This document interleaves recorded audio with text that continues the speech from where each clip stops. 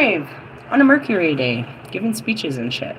Dude, I just had the coolest experience, and I was gonna come and explode with that experience, and I was like, I feel like this is very quick. Then I looked up and I was like, yeah, you don't have much time. This is why you had to do it. This is why we do it. Just kidding. What's up, everyone? I am the hostess with the mostest, the High Priestess Phoenix. I am your spiritual psychoanalyst and healer, teacher, shaman, seer, oracle, lightworker, starseed, earth angel, mystic, medium, psychic, witch, yogi, guru, evangelist, North American Sybil. I am your messenger of God, the first child of God, created in his image in the female form. I am Lilith reincarnated. But right now, what's going on? ISIS. ISIS, for sure. ISIS.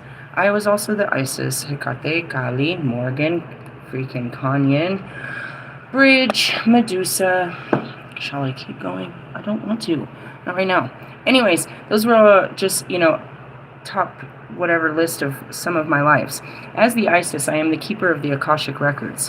What is the Akashic Records? The record of your life. And how many lives you've lived and what your life was and life. And now, as the goddess, as Kali, I'm also the keeper of time, meaning the infinite of time. So I teach you time, teach you life. As the Lilith, I always give you the knowledge and wisdom of the gods. So, it all aligns. But right now we're in ISIS, traveling through some shit. How do you know? Well, I met this extraordinary individual, and he was wearing the Eye of Horus. And I tested him. I was like, is the Eye of Horus or the Eye of Ra? And he's like, no, it's Horus. And he tells me this whole story. And we break into it, and I realize this is a past life meetup. And that happened real quick. But what happened was I was already in a vibe. I have a specific song and dance. Just kidding. No, I have a specific song that I play for my ceremonies and stuff. Everybody that's been here long enough knows what song that is. I have to play it, at all of my ceremonies, but especially when that song comes on, I remember my very sacred place. That's where I astral travel to by that song. I'm astral travel to my sacred graveyard up in Blackhawk. So I'm sitting there and I'm dancing with the spirits there. And then I meet this person, and this person leaves. So it's an activation of past life. Welcome to, the end of time. We're here to watch it end and begin, and, I hope you keep going and keep on. Anyways, whatever. After he leaves, I put the song back on. So I'm astral traveled back to the place I was before, he walked up. And then I'm getting my stuff together, and I grab my phone, and not accidentally, because there's no accidents, I hit another song. And what song did I hit? The song that's connected to my mom, which was Maroon 5, Somebody. And it's, I Really Want to Love Somebody. I don't like to listen to that song because it's very difficult. I end up usually in tears, missing my mom, and feeling all fucking sad myself and all brokenhearted. But it came on, and I'm standing right in the middle of the sun, and I just get this sun activation. I can feel this light come from the sun. And then all of a sudden, I'm in the ethers. There's a difference between astral travel and the ethers. Where's the ether? The spirit realm, right? There's astral traveling to places of time, but then there's the ethers where all the spirits lie, right? And all of a sudden I'm in the ethers. I'm standing in the sun, and it's my mom in a very young version, right? And I see her, and I see her sister, which is my Aunt Jean, in a very young version. And then I see my cousin in her younger version, and I also see my grandmother in a very young version. And they're sitting there, and we're all like, I guess like little girls, like merry-go-rounding under the sun. And I'm like filled with all of this joy. Like I almost want to cry so hard. I've like got this big ass smile on my face. I'm filled with all this joy. And when these things happen, there's not words. And it's like, what was happening? It was a generational curse breaking is what happened. That's what I saw. I was trying to explain that yesterday, and what was happening to me and my children with the alchemical transmutation card. I broke curses that they couldn't break, and that's what they were celebrating. It's like, you've done things we never could do in our lives. You set yourself free. We're so proud of you. We could never be like you. Kind of thing like that. You look at your children, like, I had that moment when I watched my daughter chop her hair off in a moment of rage on her 13th birthday. It was horrifying. I was like, oh my God, right? But the next day when I talked to her, I was like, you did something that I could never do, that they only picture women doing on, they talk about on movies and stuff. Like, you were so brave to do such things, right? Seriously. So there's these moments where you're like just so proud of your children, and I felt it from all of them. They're like, you've done so much. And it was after having a conversation with this individual, you know what I mean, about the entire universe of why I'm here, who I am. And I'm like, well, I'm Lilith. And he just shook my hand. All right, Lilith, I'll see you again, Lilith. I told him the High Priestess Phoenix, but he heard Lilith, and he's like, we've met before. I was like, we have. We were meant to meet again. At this time, I'm here to tell you to wake up. And that's just it. It's like some of them, they really, you can't just walk around and tell everyone that. But they're divinely orchestrated meetings in this life where you are supposed to meet again. Me having the knowing is too much for most. They just, don't know why they're attracted to you, but they are. And it's like once these conversations, this comfortable conversation happens where it's so flowing, you realize that this is no stranger at all.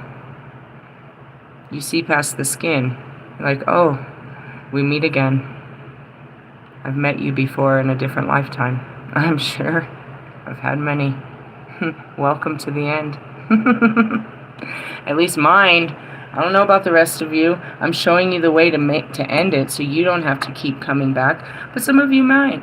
You want to, that's why I said Kobe will come back after the end, after the new beginning. He'll, as the angels walk on the earth and the new land. Hawk and I, we like to play around in the dark. We don't want to be all acting good all the time.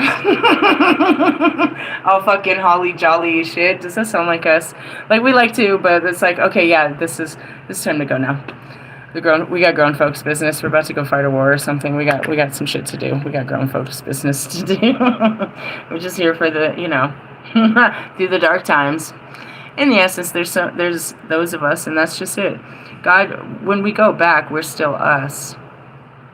It's not like, you know what I mean? It's, whatever. Moving on.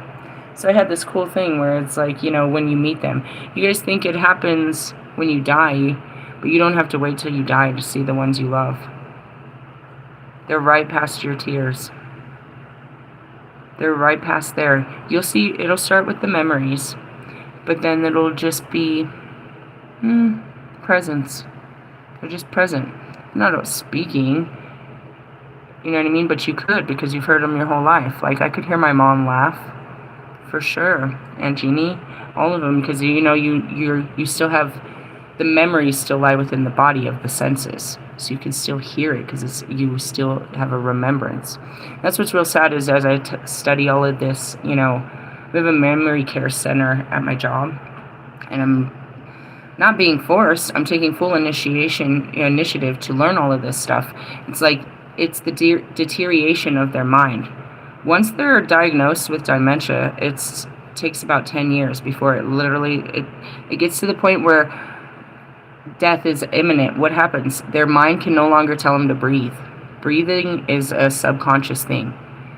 The brain the brain stops telling the body what it's doing. It stops telling it, and that's where it is like right now you guys live off your brain. It's constantly feeding you everything all the time, right? Mine's quiet, but it still has all this, and that's why I said it still knows, I still have all of those functions, you know what I mean? It still that's that Jason Bourne shit. I didn't know I knew this. It's still there. It's still programmed in the body, which are patterns, you know what I mean? You still know how to, but they start to learn that, or they start to lose that stuff. Different types of, memory care. They start to lose parts of their brain. As a person that, I can't say I lost it.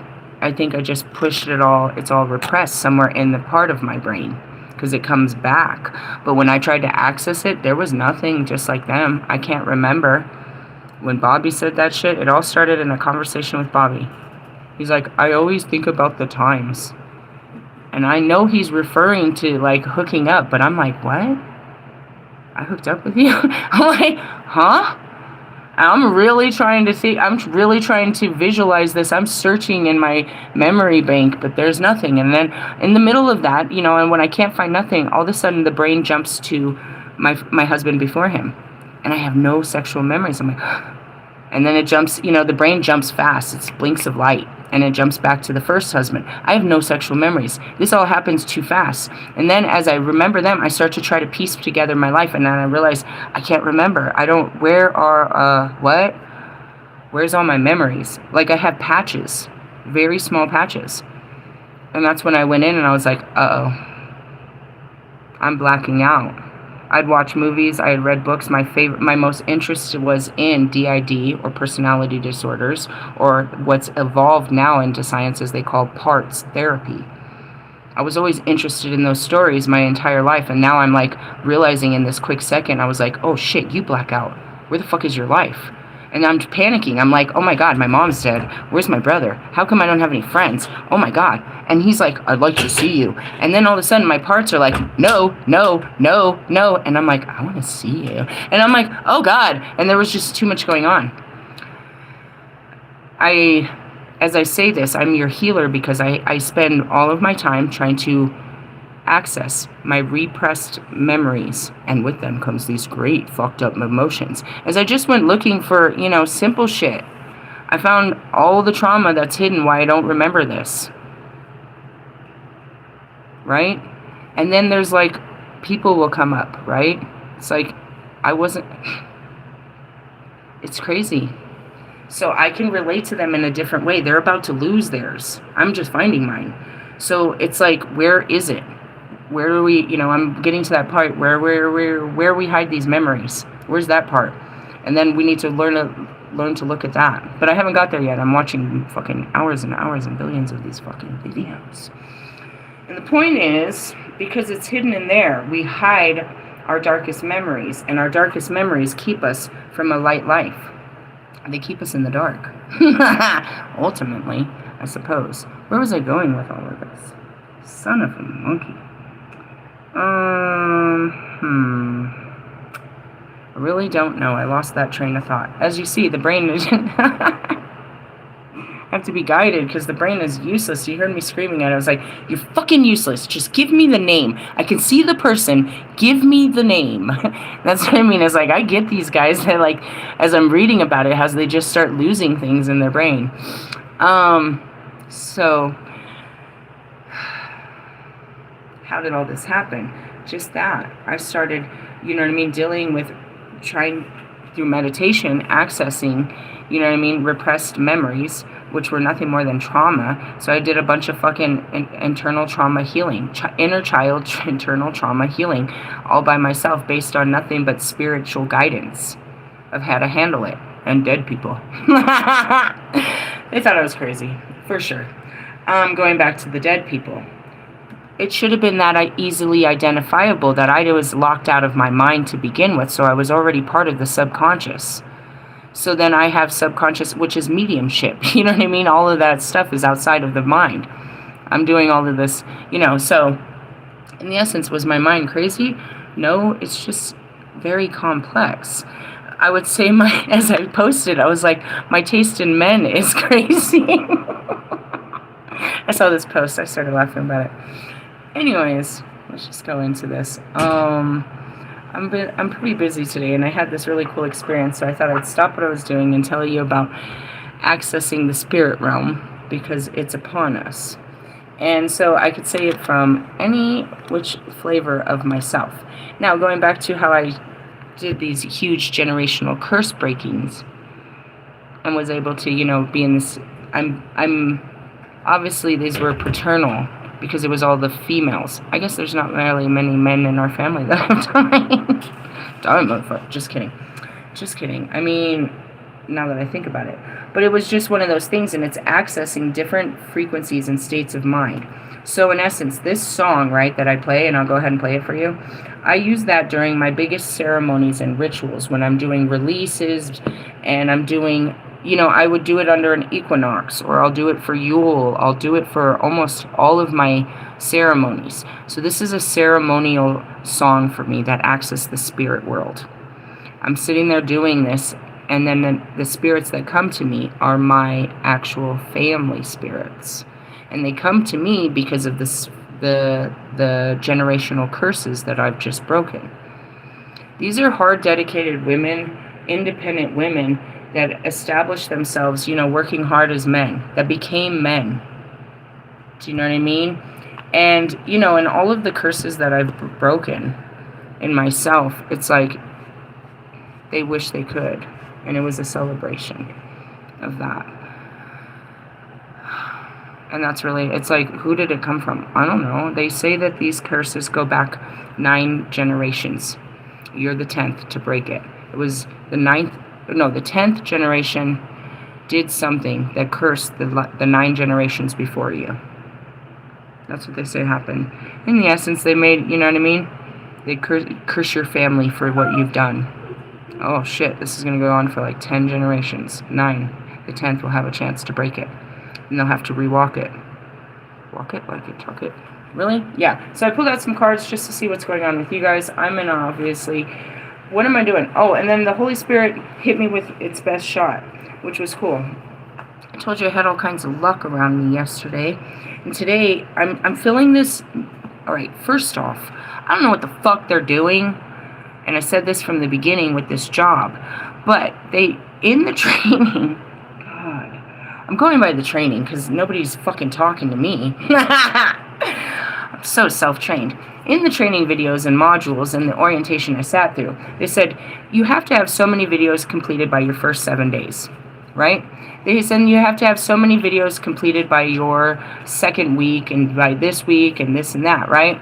Okay, so I open it up and it's like, what the, who and what is all of this, right? So I was told that if you didn't have so many videos, and that's what I told you, after your first 5, then we'll schedule you for, you know, you can't access the building until you finish these first 5 videos. Then you'll have an on-site orientation where you do a walk around and you'll meet all of the executive staff and find out what they do. You'll learn your emergency exits and your protocols, and then we'll schedule you for a shadow shift, and then you'll be on your own if you're ready, something like that, right? But then there was these fucking videos.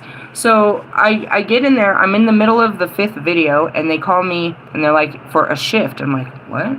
That's not how this works. Whatever, whatever. So the next day, I go in for a shift, and I watch 3, they encourage you to watch these videos while you're at work. So I watched 3 hours of this that almost killed my head, and I took a bunch of notes of it, and that was it. So then I get back in there, and there's like, I don't know, a good 17 fucking videos in there. Now, they told you, they encourage you to watch them at work, but they need to be done regardless, and you're paid to do them at home. So the Holy Spirit connects the 2 to me and is like, do you realize what this means? I was like, no. I got a bunch of videos to do? And they're like, yes. But this is how you average your hours, because you can't watch all of these at your work. So you could still be doing all these hours at home making a paycheck, because they pay me my hourly wage to watch these videos. For every hour I watch is every hour I'm paid. But each video is like an hour, and they're very complex, and they come with a test. I have to literally give it. I tried to do one this morning. It was a 30-minute video on protective fucking gear, and I thought I knew everything because I've watched one of these videos at every job I've ever. Nah, bro, I failed the test like 5 times. I had to come back up, sit down quietly, and rewatch this shit to pass a 5-question test. I was like, this is fucking killer. You serious? Yeah, I guess I didn't have coffee. I was things were a little off. But anyway, so I've already put in a couple hours. I'm close to getting my what is that called? First aid certificate. But obviously, I've watched every wound in owie and how to treat it. And I'm like, what? So you're watching all of these videos, and then they throw me into a building, and I think I'm running a hospital. I mean, seriously, I'm ready to I know where the fire exits are. I've learned how to put out a fire. I know the difference between, you know what I mean, chemical burns. And I'm like, Jesus, I'm going to school for real. And that's what I told you. What am I getting out of this? The learning. And then he made it clear, you're getting paid to learn. And you're getting paid just as much as if you sat there. And until they get you there, you sit here and make this paycheck. Meaning, I could clock a 30-hour paycheck just sitting here. And that's what he was trying to show me, because I was stressing it. It's Wednesday. They don't got me for training, so that doesn't mean I'm going to work on Friday. So I'm thinking, if I'm not going to work on Friday, I'm not going to get a check. And he's like, no, check yourself before you wreck yourself. Sit here and do all these hours before Sunday, and you get a paycheck next Friday.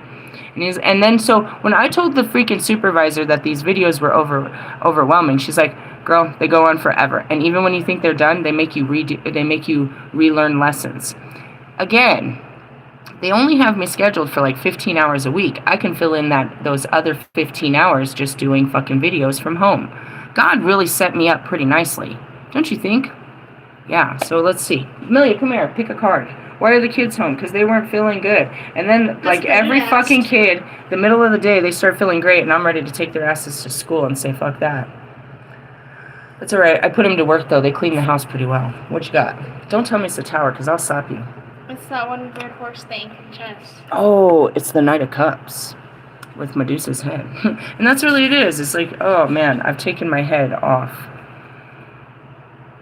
That's what I told the guy. It's like, this could take you lifetimes. It's 22-centimeter trip from your head to your heart. Every time you do what your heart says and you go against what your mind is afraid of, you're walking in the light. You're breaking curses. You're teaching people a better way of life. Every time you give in to that fucking weak-ass mind and you do every fucking thing it says, bro, you're staying locked in the fucking tortures and torments of your mind.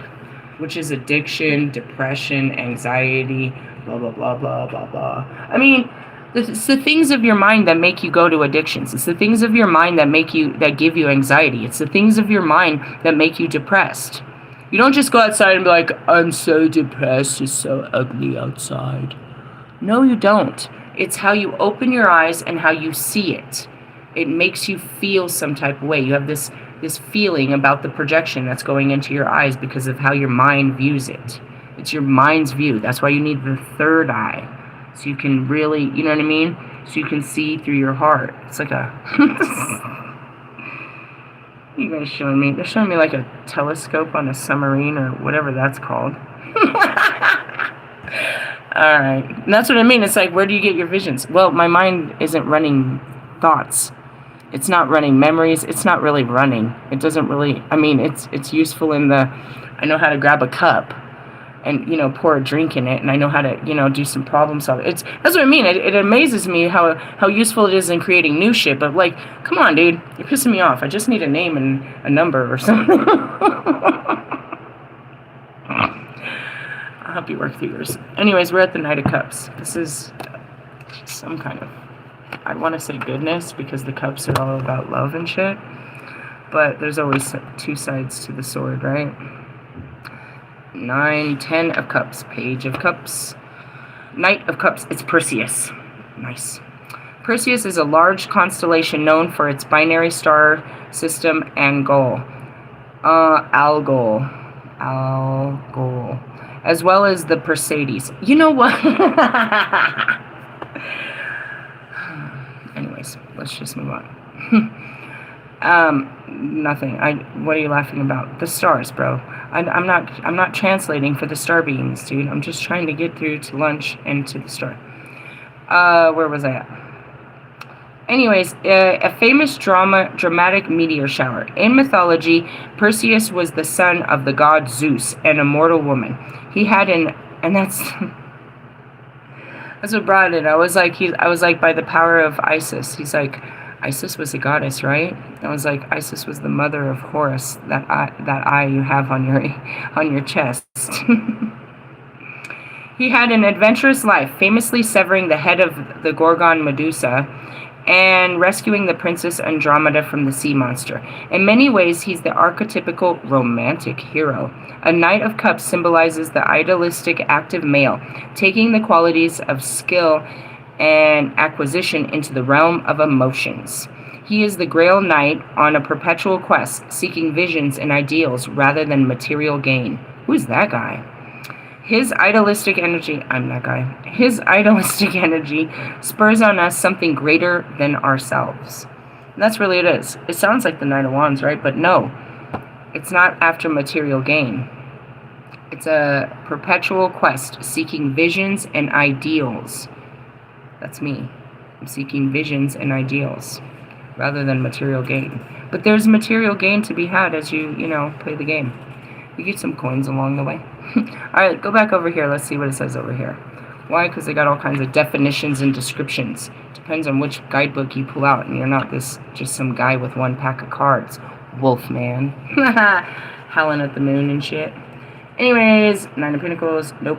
We need cups. No, you don't have no cups to give. He doesn't cry or nothing. He's all stuck in his head. He don't got no feelings and shit. He don't get like deep. He's all logical and shit. He's all analytical and he masters the mind. Dude, you're a douchebag. You're like talking to like one of these science guys that like doesn't have a heart. It's like, no, but that's not what the book says. No, but logically speaking, and blah, blah, blah, blah, blah, blah. Hey! You want to touch a puppy? Let me see if you have any feelers. I want a guy that's going to cry when a cute thing walks by. Oh my god, he's so cute, I'm going to lose it.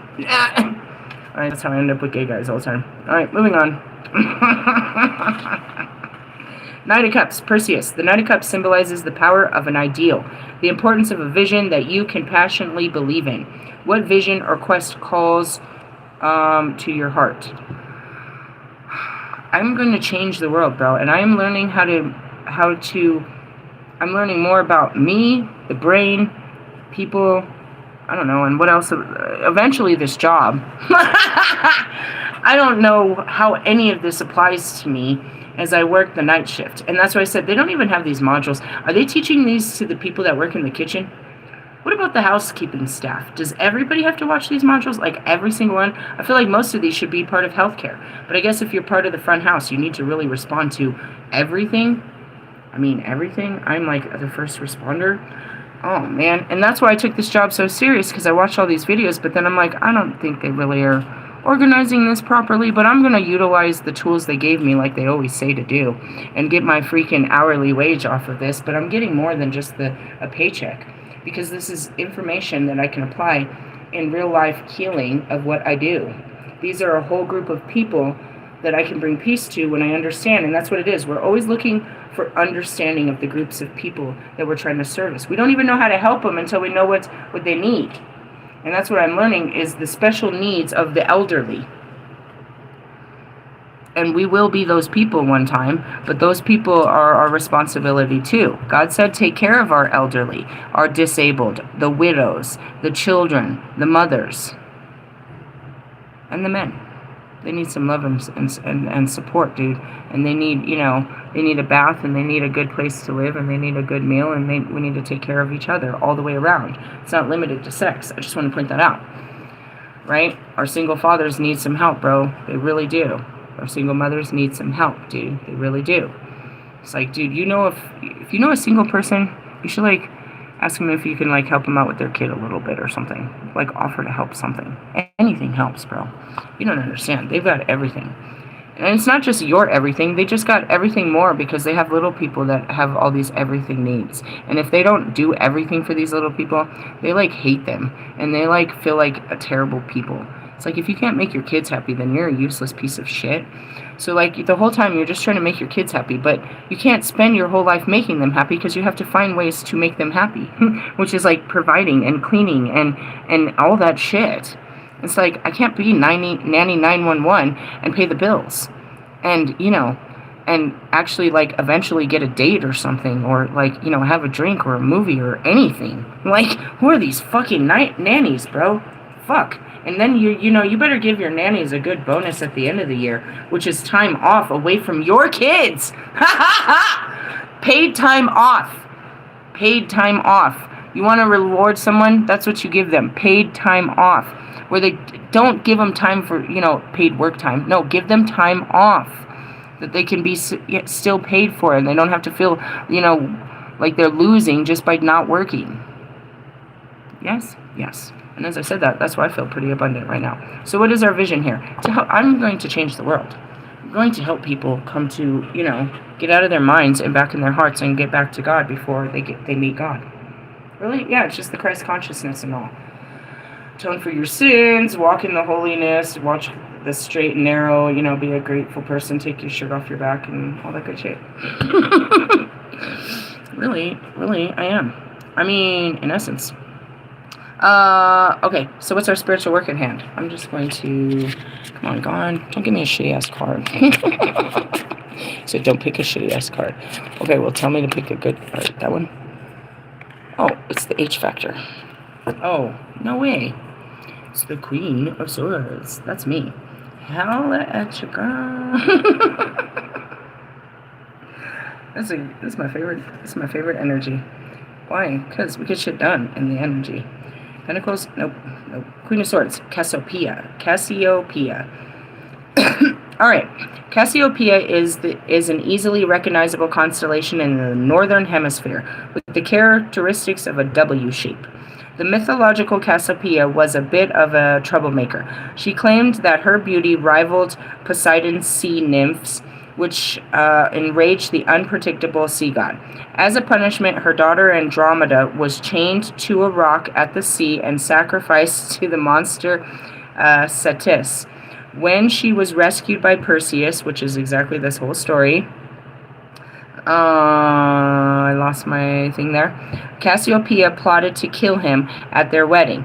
The Assyrians gave Cassiopeia a rather better press, depicting her as a beneficial grain goddess. The Queen of Swords represents the wisdom gained through experience and often suffering. She has honed the sword of her mind and gained the maturity to deploy it wisely. She can hold the mental energy of swords, knowing when to speak and when to stay silent. And that's it, guys. I don't just run at the mouth. I'm most likely, like, those that can,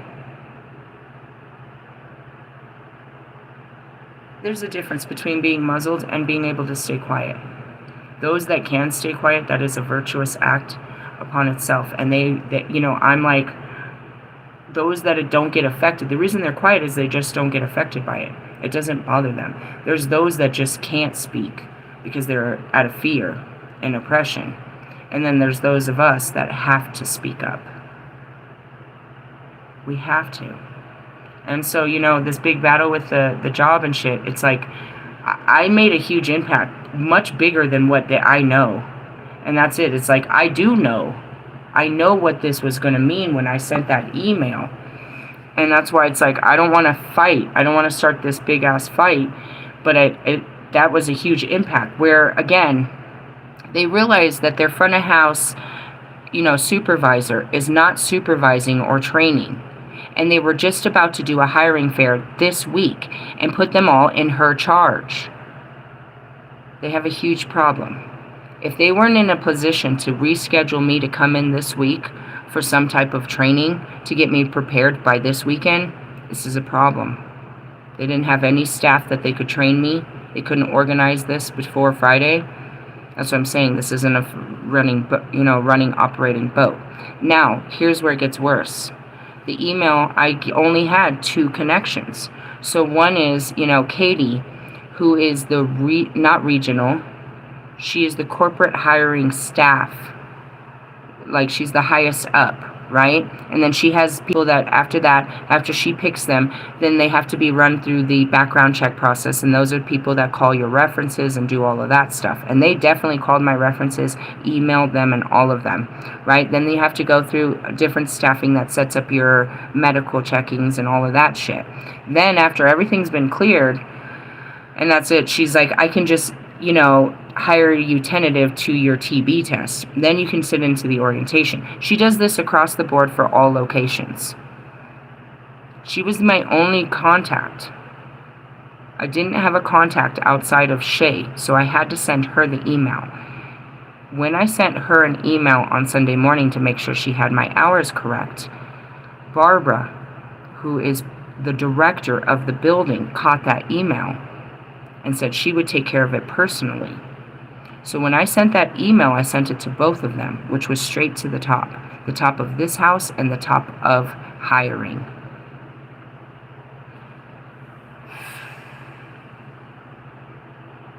I had to do it.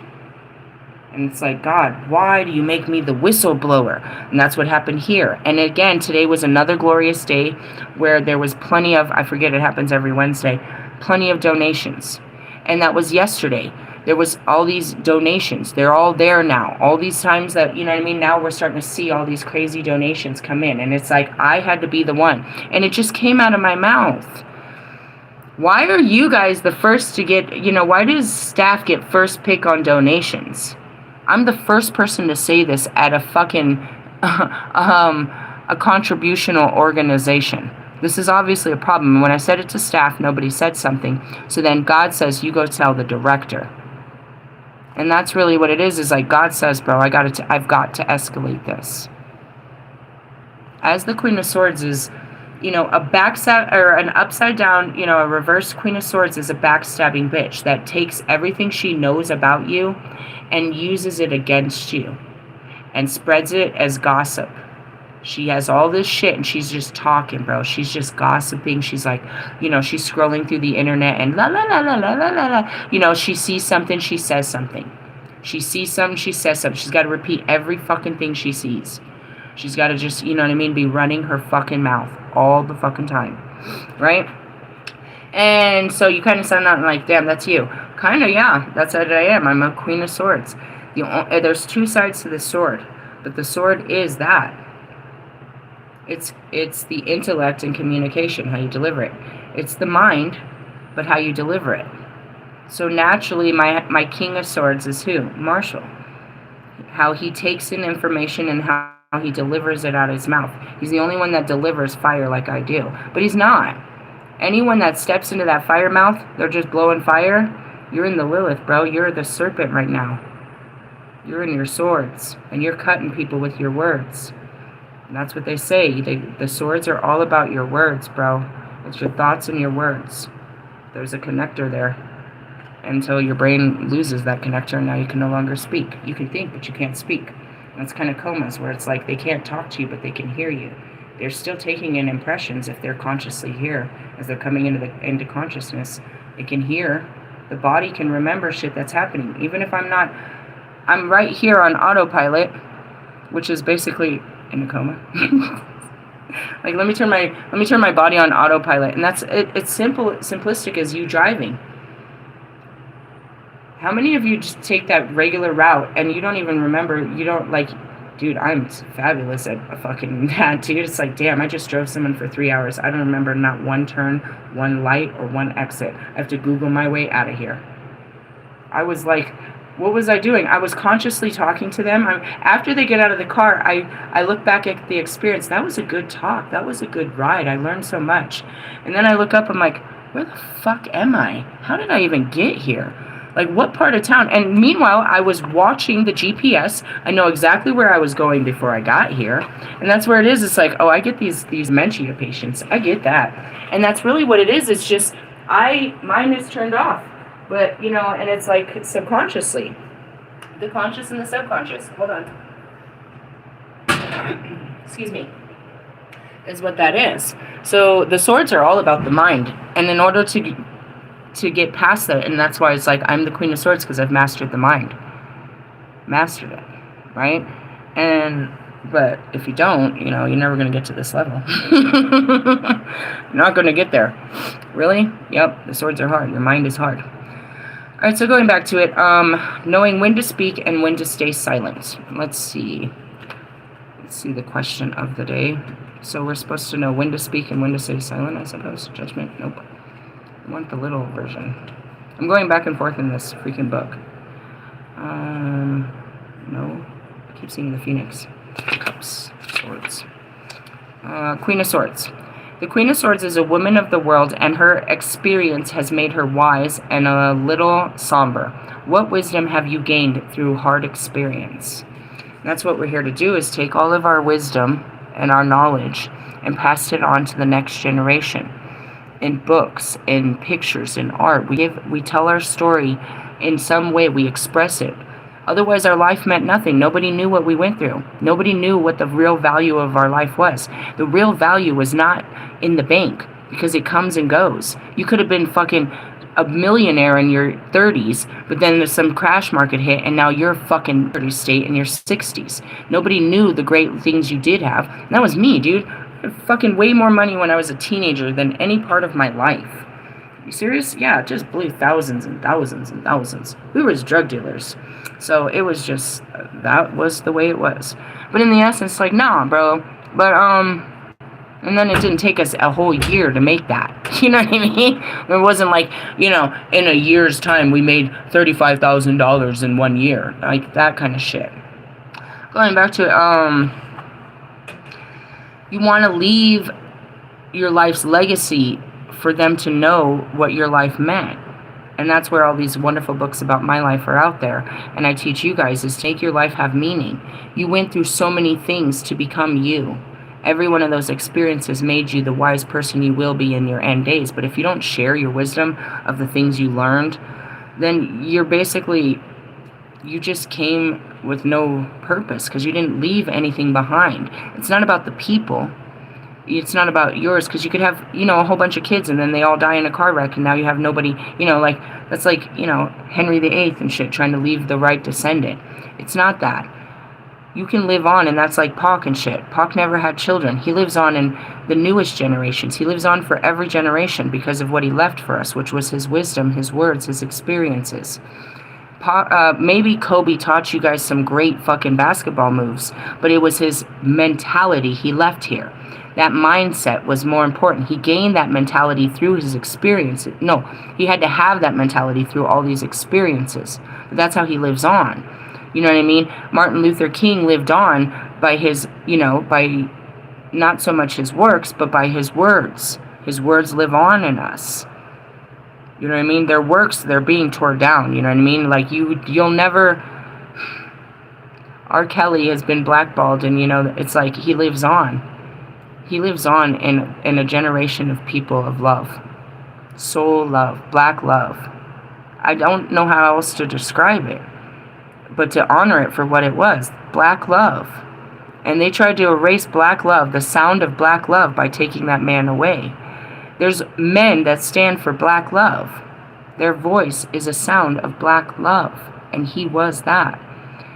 Because of how he made love, made him a bad lover. Do you know how many people made love to his songs? They're baby making songs. We just didn't know he was making love with babies. That's a little inappropriate, as we shall say. But he was in love with them. It was love. Not the music we have now about mac and cheese and let me ride you on some fucking 3Ds and shit. On some double Ds and shit. We can rhyme it, but it's not. And now it's just filth and lust and sodomy. Sodomy, bro. In the essence, Sodom and Gomorrah. Oh yeah, that's your girl? She wants some more? She wants some more? Stop rhyming. It's what you leave behind. And what am I? My life meant nothing until I started leaving these videos. There's a video documentary of everything I ever went through my life, teaching you all the lessons I had to learn about life. It's not just here, though. It's literally in time. Because as it's here, and you think it's just here, it's in all time. They watched from all time. They watched this. How do you know? Because it's written in all time. They already saw this coming. And I record it. I record it here for the next generation. I record it here for the current generations. But I record it for, you know, it's not just that. It's the whole universe is watching this. My experiences and how I teach them to the world. And I leave it behind. What I learned about the mind. Just like Carl Jung. Just like all of the art. They taught us. Their life meant, they may have came up, their whole life only meant what? That's it. You know, if somebody wanted to study Russ, who was Russ? They could go back and they can watch his evolution of time. Or they can't, because they'll realize that he was always just talking about the same shit. Do you see how you're frozen in time?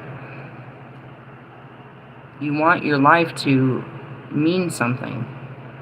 Not be worth something. You want it to mean something. If my pain and suffering was just for me to endure for my whole life, then what's the meaning behind it? But if my pain and suffering is a story for others that suffer and are still in pain, and it can help them, then my pain meant something more than just me having a shitty life. It had purpose. I make it have purpose. Well, God did. It was He did it on purpose. And He does it to everyone else on purpose. You know what I mean? It's through that pain and suffering that we develop specific survival characteristical traits that make us, you know what I mean, or break us. But he never meant to break us. He wanted to put us under the fire so that we could be a beautiful diamond. Some of you came out black as coal, but you still got it in you. And that's where it is after you take off these experiences and stop looking at them as shameful and embarrassing and demeaning, and start realizing that these are human experiences that you yourself overcame, and they actually killed people before you, many before you, and that this was just your time to shine. You realize I gotta shine bright on this one. They're just my stories, but you realize they're not. That this has happened to people all in time, and I made it I changed time by my story. Plenty of people have been sexually abused, molested, or raped, but none of them see it like I can heal it like I do. And how do I heal it? By the way we see it.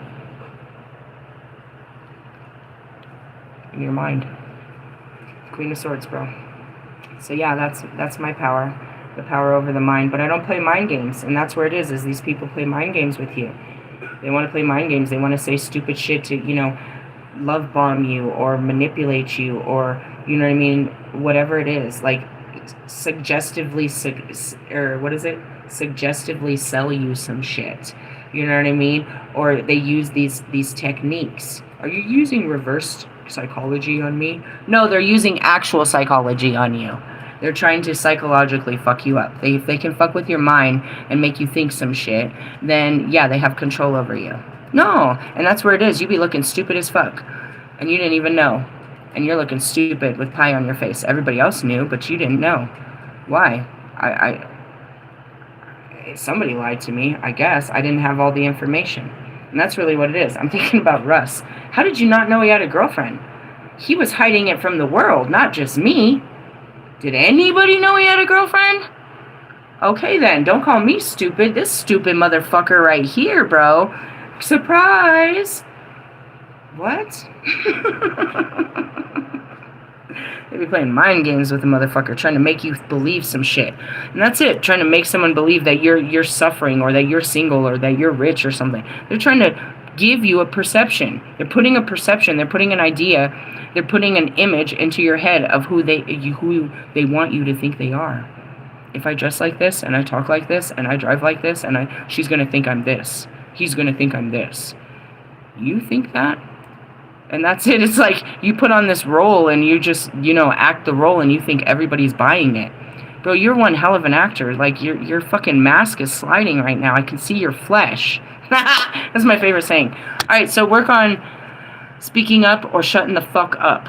I don't know what that means for you. But it's also about your wisdom and experience and all of that. Yep. Outcome, please. Let's come out of this. The 8 of Wands.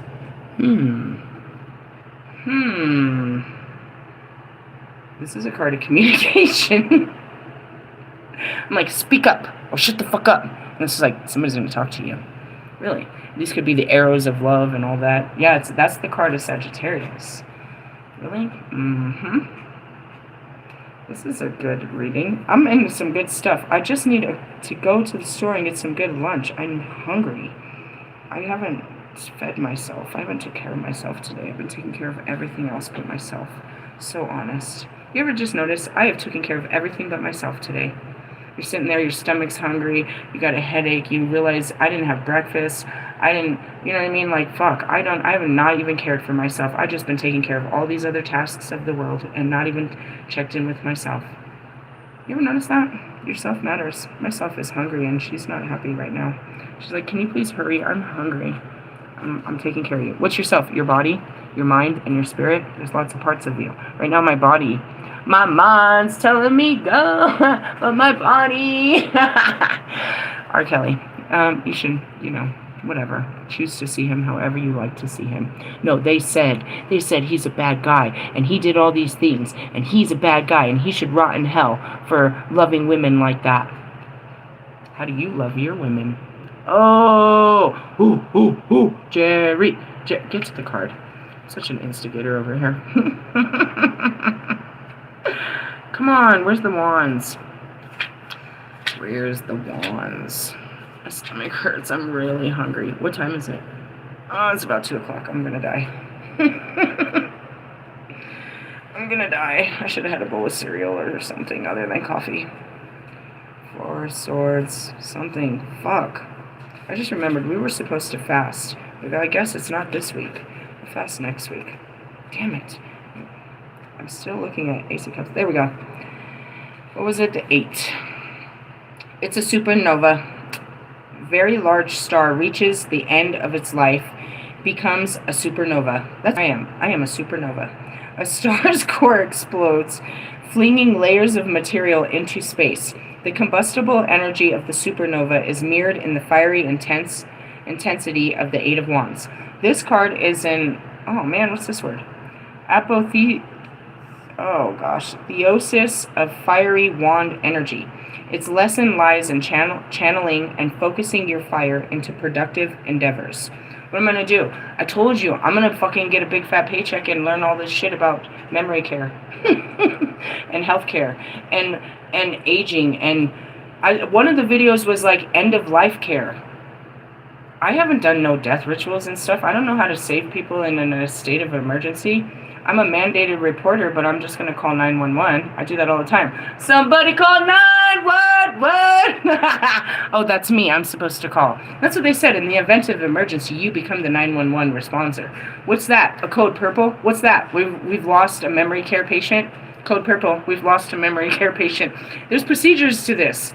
Who am I supposed to call? I'm supposed to hold down the front door and call you guys to go find this person. And you're supposed to report back to me as you clear it. And then I tell you where to go next. I don't even know where memory care is. I have a lot of fun in my own mind, right? No, they're just giving me all this information. What am I supposed to do with it? What are you supposed to do with it? And that's what I said. How much do you know about healthcare? I could call my daughter and she could tell me everything. Why? Because she's been working in healthcare since she was like 18. Me, I'm just getting started. But maybe this will make for good conversations. We'll have something in common now. Oh yeah, and yeah. If I can remember any of this. Going back to, just kidding. It stays. I'm creating new memories. That's what's cool. We got rid of the old, we put in new. I have good new memories. Not all of the best memories, but they're in there. Eight of Wands, supernova. Eight of Wands represents a dramatic rush. No rust. All right.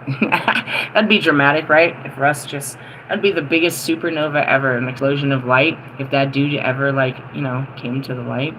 Like, oh my God, Lucifer's gonna be a good guy.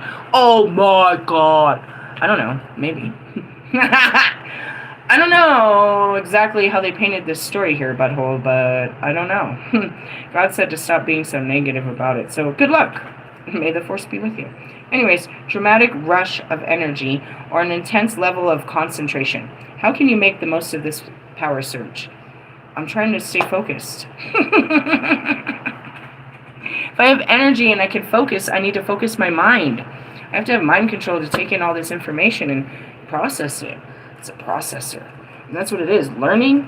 Why do you think that, you know, college is so draining and like shit like that? It's called higher learning. It's like, oh man, what did you study? Economics. I studied humanities. I'm studying, what am I studying right now? Seriously. Hours and hours of fucking higher understanding. I need my mind to be right, which means I need to take care of it. And it needs food. Food for thoughts. I'm funny, huh? I'm having a great time. Welcome. In order for me to be a good teacher, I have to be a good learner. That's what makes me your spiritual teacher, because I already learned all this shit. Right? What have you learned in your life? What can you teach someone else? If you're not teaching anyone, then you're still learning. And that's pretty sad, Marshall Mathers. Are you done learning? Are you ready to come get off the bench, you bench warmers? Hey, did you see that video that I shared in my shorts of Kobe? He's like, I spent 3 years on the bench. I was like, damn, I should have gone to college. And I was like, that's these guys. That's Lewis. He spent 3 years on that bench. So did I. You don't realize it. I wanted to have a life. That's all I wanted, was to get a life. I didn't realize I was creating a life on the bench. With you fucking bench warmers. We're all sitting there. You're watching me not getting off the bench. I'm stuck on the bench watching other people play the game of life. And that's really what it is. It's like, how long? I don't know. And then you go back to Carl Jung. It took him 6 years to do his whole life's work. Do you spend 6 consecutive years? I don't know. But in the essence, like, how long is it going to take us? A lifetime? Many lifetimes. I've done this many times. Ascending master, many lifetimes. And that's it. It's like, can you master some shit in this lifetime? Oh, you're still learning that lesson? The same old lesson? Same old, same ho, huh? Damn, guys. I'm not talking to you new people. I feel like you guys are going to catch on a lot faster than these guys. Why? Because they got celebrity programming. All that lights, all those flashing lights is like, it's like epileptic seizure to them. Then you got Kanye that put a bunch of nitrous in his head. They've done a bunch of drugs and alcohol over their years. They don't really have anybody stopping them. They're just really overgrown children. So it's a little bit harder. We've had a lot more life experiences that have forced us to evolve in different areas of our life, where these guys have just been, just been drinking gin and juice since they were teenagers, right, Marshall? Living the good life. Better than the life you live, I guess. Doesn't look so good down here. Doesn't look like you can maintain good relationships up there. Just looks like you guys are, crying in better cars under, and in better clothes. But Kim Kardashian, she's exactly my age. She's got more kids than I do, and she's no closer to love. That money can't buy her happiness. I'm just saying, I believe that some of you will get this a lot quicker than they have. Again, it's just a splat. It can change when you allow it. That tower, that change in perception, it can happen. I allow them to happen. In the essence, it's like, I change the perception. I see it, and my heart's to see it differently. Or I see it and I never saw it this way before, which is I'm seeing it differently. That's all this means. And it's like, you see your shitty day, you can make it different, but you're afraid of the consequences because of what your mind tells you will happen. If I say this, this will happen. Is it right? Fuck around and find out. And if it happened, so do you still get your freedom? Like, if I ask for these days off, they're not going to give me those days off. Probably not with that attitude. But if you tell them and you stand up for yourself and you follow through and you give them enough notice, you follow protocol, you make sure that you're doing everything you can, you do what you can, and at the end of the day, they still don't give them to you, then you have to stand your ground. I've given you 6 months in advance. I followed up with you every 2 weeks. I explained to you that these days, and I don't need to go into my personal affairs, I cannot, will not, have not the ability to be here for these specific days. I'm telling you this now a week in advance because I see that you still have me on the schedule. I have told you for 6 months and then every 3 months, and now we're doing this weekly. I will not be here on these days. I do not have the availability. I don't give a fuck what the days are. They always say first come, first serve. Who cares? I have surgery that day. I'm requesting it, and unless I tell you it's surgery, you're not going to give me the day off. It doesn't matter what I need the day off for. I've given you proper, I don't care. That's those equal rights between employers, bro. Something like that. It's like, if I take these days off, I might get fired. How are you going to get fired when you did the right thing? They're trying to make you fearful of loss. It's called the fear of loss. That's how we get you to buy shit at Walmart on the corner. It's like, if you don't buy it now, limited time only, this weekend only, I'm doing a sale for this month only. Shut up, bro. They're going to run another sale on your ass next week, and it's going to be better than this one, and they got you on this one. Because the people they didn't get on this one, they got to drop their prices. Seriously, you want to do Christmas shopping? Do it after Christmas. Seriously? Push it back and you're going to have a much jollier Christmas. All that shit they didn't sell is just gone, just fucking dropped down in price so that all the people that want to return it only get it at half price. They're really funny about that shit. But yeah, that's what it means. It's like, oh, if you say this to her, then she'll never forgive you. If you tell her breath stinks, she's not going to like this. Oh, well, maybe she'll brush her fucking teeth. You want to get in a fight? I didn't mean to hurt your feelings. I'm just letting you know that your breath stinks. Oh, you're just being mean? No. I was looking for a nice way to tell you. And I'm trying to protect you because if I can smell it, other people can smell it. I don't want you to go out with bad breath. And that's just it. It's like their defense because, like, what? If you say this, they're going to slap you. What kind of person are you sitting around that just goes around slapping people all the fucking time? Bitch, don't raise your hand to me. Do you want to catch an assault charge? We're grown. Use your words, not your hands. You don't know how to speak? Do I need to call the police? We don't put hands on people around here. Really, I come from domestic violence. I don't fucking tolerate that shit, bro. Use your words. Scream in my face. That's fine. You want to fucking put your hands on me, though? You don't get to. That's your inability to express yourself properly, and that's full aggression. You don't get to force your feelings and thoughts on me through your hands. That's what that is. It's aggression. You can't express yourself, so you're putting it on someone. They made you mad, so you're going to put your anger on someone through your hands or legs or gun. That's unhealthy. Unhealthy. I will not stand for it. Anyways, let's just say here, wisdom and shit.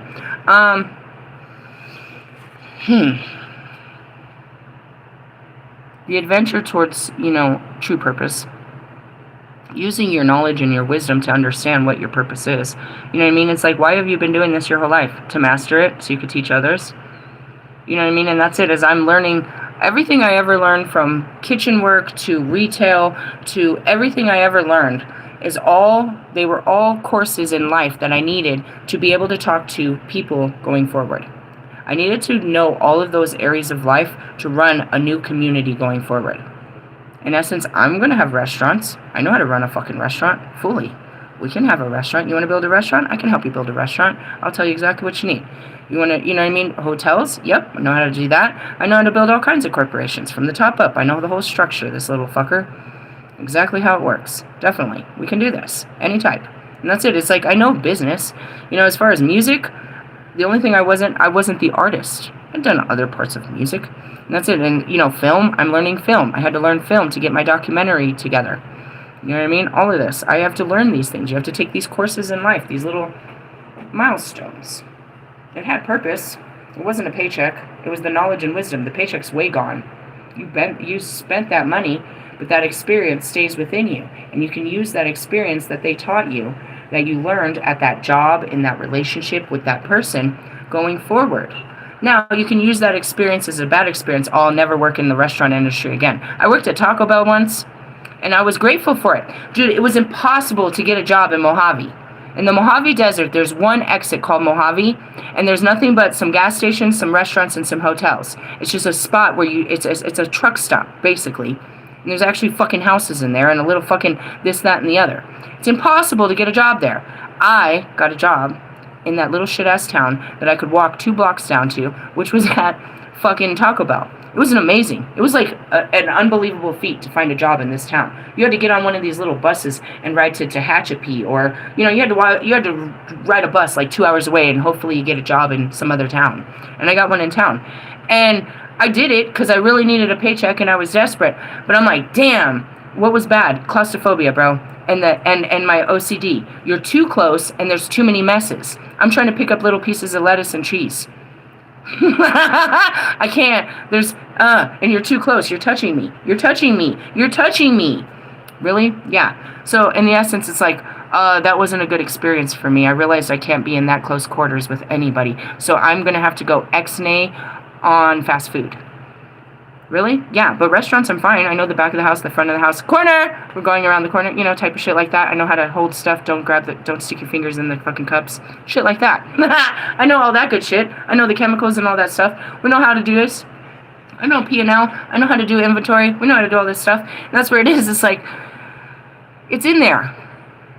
The job is way long and gone. But what you from that experience, and that's why people go to school, is you go to school to learn all of this, to gain the knowledge, to get the experience. And that's where it is. Street smarts is better than book smarts, because the books are just preparing you for the streets you're about to hit. We didn't have it. We learned as we went, which is tried and tested methods. Oh, don't do that. You don't want to do that. Don't do that. Don't do that. You know one of the coolest things I'm seeing right now? What an idiot. He's an idiot outside of it. He was kind of bright until he started doing too many drugs. My first ex-husband, right? So you guys seen the movie Friday, right? Okay, then you see the next Friday where they bring in the Vatos Locos. They teach you about the Mexican culture, right? La Raza, right? And they're different. The norteños and the sureños, right? These are the Mexican gangsters. They have the Bloods and the Crips, but Mexican gangsters are different, right? They're different. They wear this similar clothes like that, and you can see them in old Mexican movies like, Blood In, Blood Out, and all these other great movies. Anyways, they're known for their Ben Davises and their white tees and their, and their Nike Cortezes, right? So you'll see that, the black community wears the Jordans, but the Hispanics wear the Cortezes. You know what I mean? It's a thing. So anyways, they have their different cultures. They wear the Dickies, they wear the Ben Davises, they wear the Chucks, they wear this, right? They're organizations. This is really funny, right? So they have to cuff their pants, and this is why I hate ironing. It happened when I was young. They're very funny about having the perfect creases in these enormous pants, right? And so I could never stand that. That was, baby daddy one. I need my creases. It's got to be creased in this fucking starch and shit. Like, are we in jail? What are we doing? No, you are. Like, they crease their pants under their beds and still starch the shit.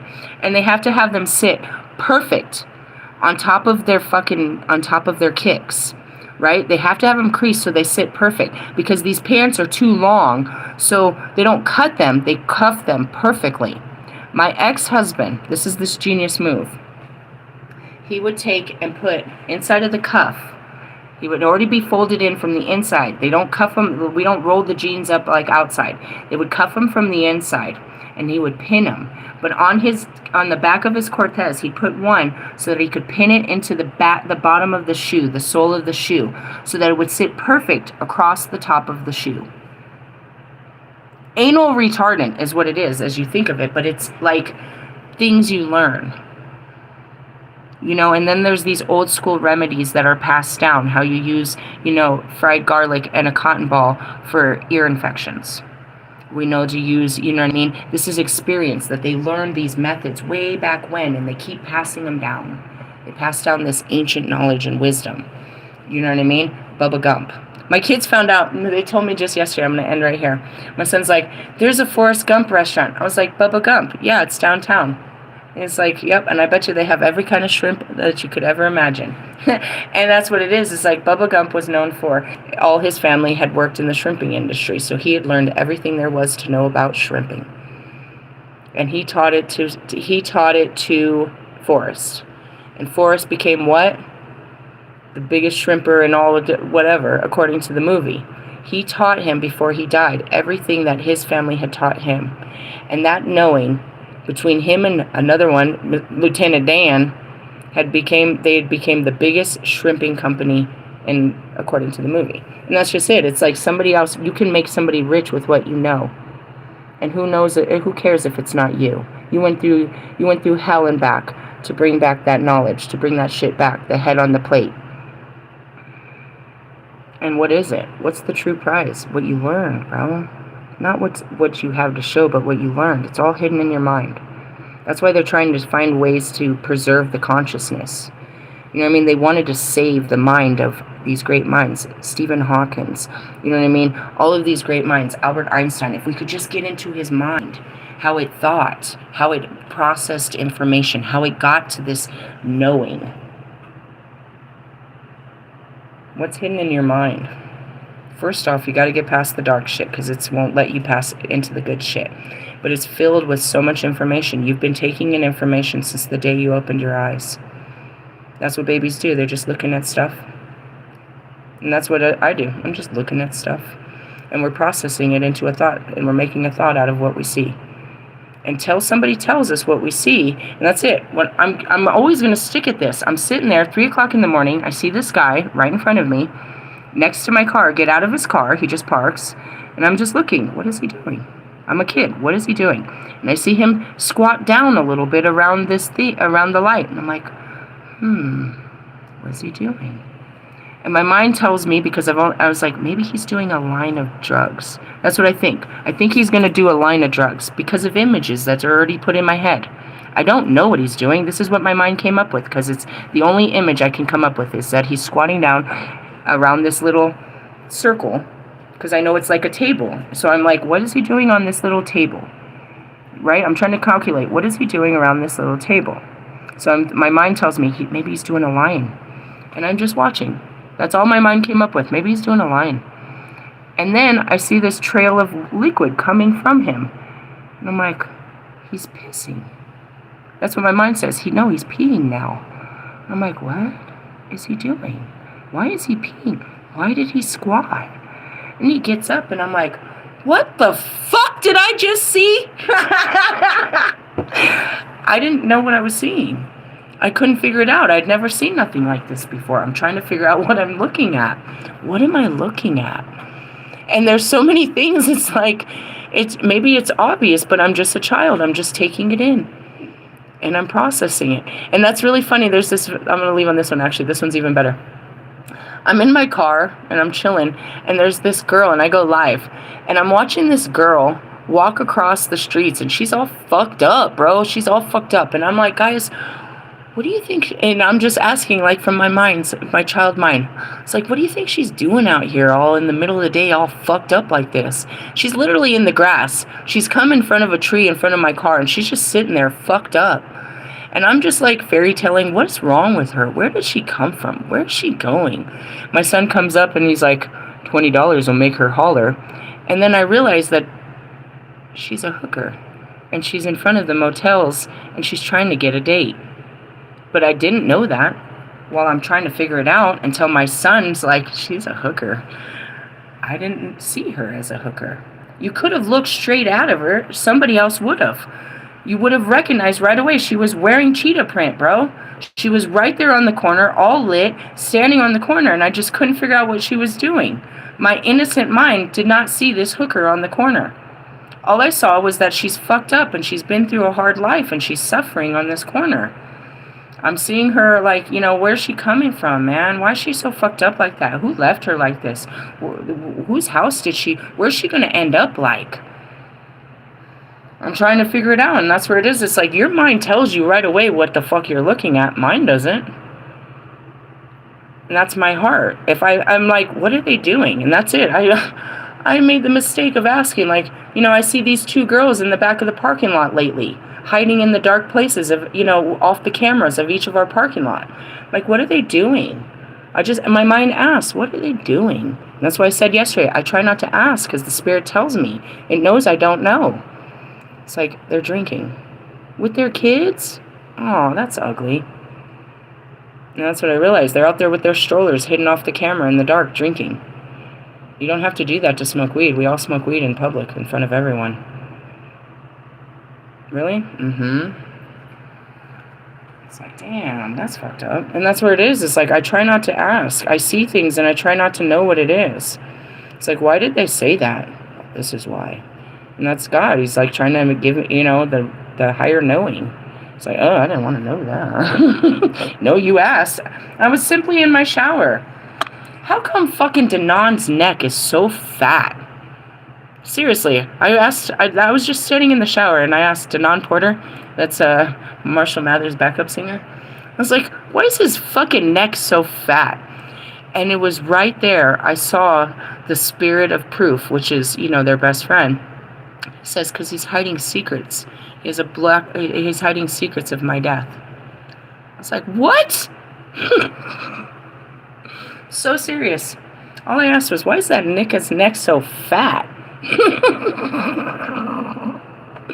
I don't want to know. I don't.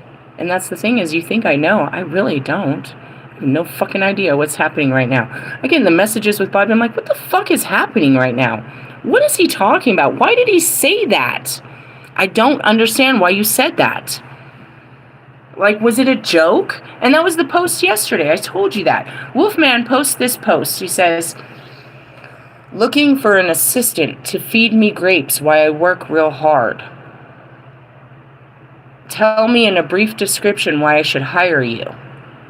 I'm looking at like, he doesn't have a job. I don't understand.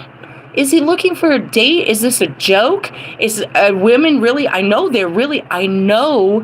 within my heart that they really want to be this girl that's feeding him grapes. And then I'm like, but why? What? I don't, You're hurting my head is what I say all the time. Like, I don't get this. Can somebody explain this to me? Explain it to me like I'm a child, because I am. I'm taking it in. It doesn't matter how many times I've seen the movie. I'm taking it in like for the first time. Everything is new because I don't have set programming. My mind isn't telling me what things are anymore. It tries to, like when someone says like, you know, it tries to tell me, no, this is cool. No, this is bad. It tries to tell me what it thinks it is, but it's not usually right. That's just an old programming. It's like, they're a crackhead. No, they don't smoke crack anymore. But yeah, I see why I thought they were a crackhead. Shit like that. And that's simple shit like, my mind said that Ali's gotta be gay. Not for the same reason that my mind said that Mike Stud has gotta be gay. Has your brain ever said that Kanye's gay? No. But again, it's like, where's this coming from? Logical explanation, or I can logically explain to you why my brain comes up with this concept. And that's where it is like your thoughts aren't accurate, and you're not your thoughts. They're just generated from the images and the audio that you've put in it. When you see something, it goes back to something you've already seen since the beginning of time, and you know what it is. You're like, what is that? I don't know what I'm looking at right now. It's not because I don't have, well, I mean, you could say it's the memory. It's just I don't have the programming anymore to tell me what everything is. I know that this is a horror, this, and this is that, but, like, what's the bigger picture of this? Right? All in your mind, all of that. So what is that? Taking action is where it all ends up. And it's like knowing when to speak and when not to speak and what to speak about. And this guy used to be talking out his neck. Russ, Jesus Christ. As soon as I see you, I'm like, he's releasing a song. I don't want to hear your shit. I never want to hear the shit that comes out of your mouth, bro. Why? Because it's all generated out of your brain. When are you going to realize, dude, your ego is useless, bro? It's just it's just an altered version of you that you put on to walk out the door. Take it off. For the love of God, bro. And that goes to so many of you. That's not who you are. It's who you're pretending to be. And your words, your songs are pretending they're an ego of you. They're who you think you are. It's not who you are. It's who you're perceiving yourself or narrating yourself to be, according to your own warped ideas. You think you're all kinds of greatness, dude, because you have money and you take care of your family. It's the same old fucking shit. And I would literally die if it didn't come out in this song. But it will. Talking about I bought my mom, my girlfriend, somebody, something. Bragging about yourself in every fucking song, bro. It's your mind. It thinks this is the way to get people to like you. It's old programming. It's so childish, bro. You need to recognize your programs. This obviously, I'm trying to teach you something that your mother's psychology major or degree doesn't know, nor your fucking therapist. And don't feel bad because I'm one of a kind and I talk to the greatest minds. But I'm telling you, bro, stop it. God. It's like here he comes on his little tricycle to say, "Look at me! Look at me!" It's the Paimon.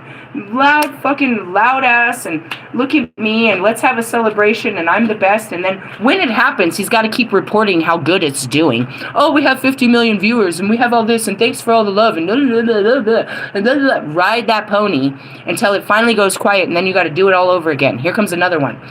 And it's the song that never ends. It's called Russ and all his friends.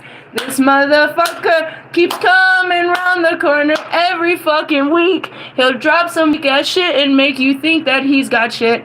He's full of shit, bro, every fucking week. And he's trying to teach people that this is the way to do business. Bro, if you don't get out, if somebody doesn't ruin you soon, that's what it's like. Marshall could write one song and we would never hear from you again. But he never used it for anybody else but himself. Avenge me, Marshall. God! Otherwise, we're going to have to listen to this for every week for the rest of our lives. Do you listen to it? I know, I don't either. But God makes me. Oh, God. I actually don't listen to his songs. He just blasts every piece of it over and over until you've gotten the whole picture because he really wants you to picture this picture. I'm going to die. Did you do a video? $1 million video? He'll put a price tag on the video he did with Big Sean. We did a video together. Oh, look, I did a video with Ed Sheeran. Oh, look, I opened up with fucking Will Smith.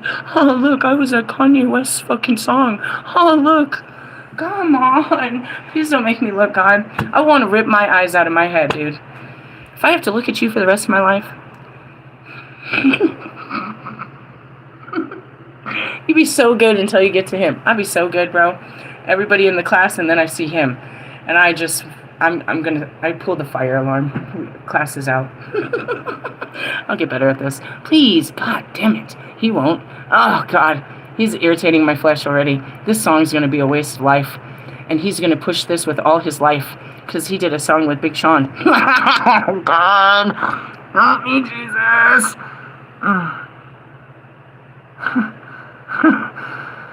God, sorry. I'm preparing for this Friday's work. It's Wednesday. We have a mini shadow on a Friday. And he's always a shadow of life, isn't he, though? Fucking Lucifer. Anyways, hey, I love yous. Laters.